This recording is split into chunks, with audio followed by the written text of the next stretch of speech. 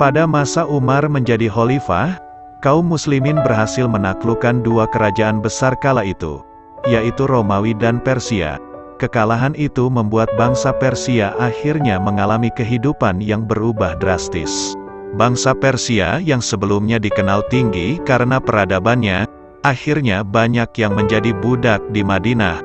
Budak-budak Persia itu tinggal di rumah para petinggi Madinah. Salah satu yang juga tinggal di Madinah adalah seorang bangsa Persia bernama Hurmuzan. Ia telah memeluk Islam, namun konon hanya luarnya saja ia tampak membela Islam. Di dalam hatinya, masih tersimpan dendam karena kaum muslimin menaklukkan tanah kelahirannya.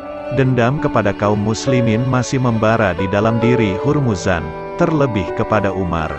Di rumah Hurmuzan, kerap tampak budak-budak Persia mengunjungi rumahnya. Hurmuzan dikabarkan sudah tidak semulia saat masih ada di Persia, namun rumahnya masih menjadi tempat berkumpul para budak Persia di Madinah. Mereka selalu tampak membicarakan sesuatu yang tidak diketahui oleh kaum muslimin lainnya. Salah seorang yang selalu datang ke rumah Hurmuzan adalah Abu Lu'lu'ah. Abu Lu'lu'ah merupakan budak dari salah seorang sahabat, yaitu Mughirah bin Syu'bah. Suatu hari, Abu Lu'lu'ah menemui Umar saat Amirul Mukminin itu sedang berjalan-jalan di pasar. Abu Lu'lu'ah berkata, "Ya Amirul Mukminin, tolong selesaikan urusanku dengan Mughirah bin Syu'bah. Banyak sekali upahku yang tertinggal pada tangannya." Diceritakan saat itu, Mughirah menetapkan untuk mengambil sejumlah uang dari tangannya. Sayyidina Umar bertanya, "Berapakah upahmu itu?" Abu Lu'lu'ah menjawab, 2 dirham. Umar kemudian bertanya lagi, "Apakah pekerjaan yang engkau kerjakan dengannya?" Abu Lu'lu'ah menjawab, "Tukang kayu, tukang ukir, dan tukang besi. Menurut pandanganku, sudah banyak upah yang engkau terima," kata Umar. Umar kemudian menyarankan kepada Abu Lu'lu'ah untuk bertakwa kepada Allah, dan berbuat baik kepada tuannya. Itu dilakukan untuk menenangkan Abu Lu'lu'ah. Umar berencana untuk berbicara kepada Mughirah, namun tidak disampaikannya kepada Abu Lu'lu'ah.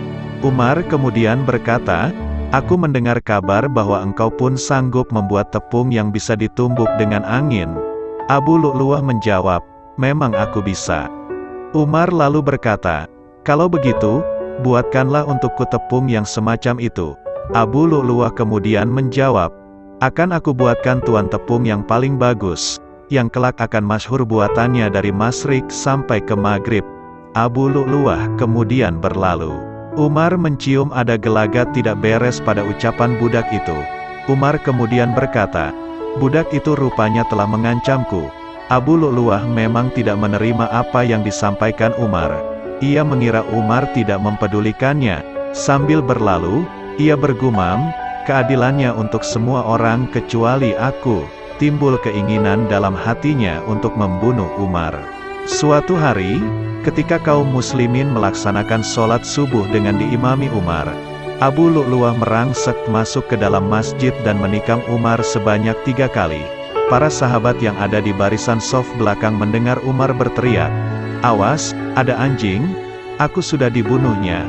Umar tidak mengetahui bahwa ada seseorang yang menikamnya dengan pisau bermata 2.